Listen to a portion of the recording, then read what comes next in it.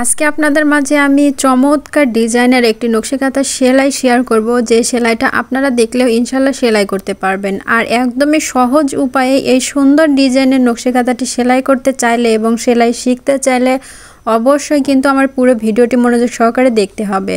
তো একদমই কাছ থেকে কিন্তু আজকে এই ডিজাইনটা আমি দেখাচ্ছি, আর প্রথম থেকে কিভাবে আমি সেলাই করেছি সেটার ভিডিও কিন্তু আমি প্রথম পার্ট এর আগে আমি আমার ইউটিউব চ্যানেলে কিন্তু আপলোড করা আছে। তো যারা নতুন আজকে আমার এই ভিডিওটি দেখছেন তারা চাইলে একদম প্রথম থেকে কিভাবে করেছি সেটা কিন্তু আপনারা অবশ্যই দেখে নেবেন। তো এই সেলাইটা কিন্তু একদমই সহজ সেলাই।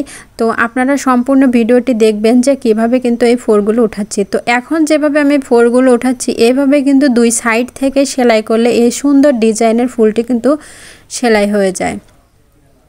তো সিম্পলের মধ্যে কিন্তু এই চমৎকার ডিজাইনটি আপনারা যে কোনো কাঁথায় কিন্তু সেলাই করতে পারবেন। বেবি কাঁথা হোক আর একদম বড় সাইজের কাঁথা হোক, সেটা কিন্তু আপনারা সেলাই করতে পারবেন।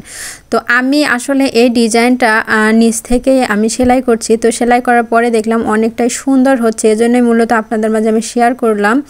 তো আপনাদের কাছে এই সুন্দর ডিজাইনটি কেমন লাগছে অবশ্যই কিন্তু কমেন্ট করতে একদমই ভুলবেন না। আর এই ডিজাইনটার নাম কি দেওয়া যায় সেটা কিন্তু অবশ্যই আমাকে কমেন্ট বক্সে জানিয়ে দিবেন। তো এই ডিজাইনটা কিন্তু আমি একদম ছোট কাঁথার উপরে আমি করছি, বালিশের ঢাকনা বললেই চলে।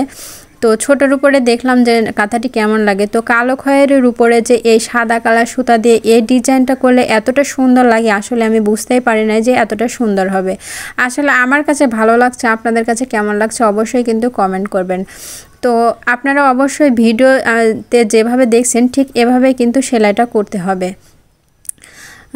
আর সাদা সুতা কিন্তু আমি 3 তার করে এই সেলাইটা করেছি, 3 তার করে নিয়ে সেলাই করেছি কালো খয়েরি কাপড়ের উপরে। তো আপনারা চাইলে একদম বড় সাইজের কাঁথার উপরেও কিন্তু করতে পারবেন। আর বিস্তারিত যদি আপনারা সম্পূর্ণ জানতে চান সেটা কিন্তু আমাকে কমেন্ট বক্সে জানিয়ে দিবেন। আর প্রথম পার্ট আমি কিভাবে সেলাই করেছি সেটা কিন্তু দেখতে চাইলে অবশ্যই আমার পূর্বের ভিডিওটি আপনারা অবশ্যই দেখবেন। আর আপনাদের কাছে আমার একটাই রিকোয়েস্ট থাকবে, যারা এখন পর্যন্ত আমার চ্যানেলটি সাবস্ক্রাইব করে না দয়া করে আমার চ্যানেলটি সাবস্ক্রাইব করে পাশেই থাকবেন। তো আজকে এ পর্যন্তই।